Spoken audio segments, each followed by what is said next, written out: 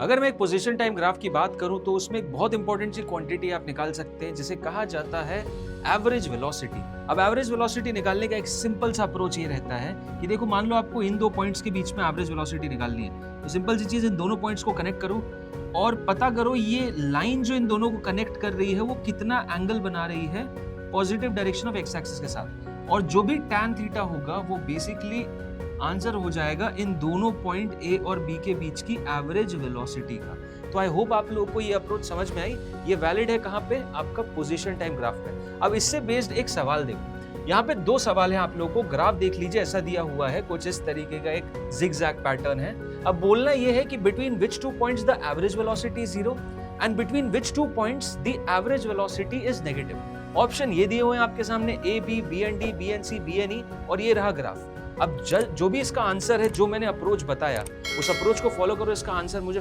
फटाफट कमेंट में बताओ क्या रहा है।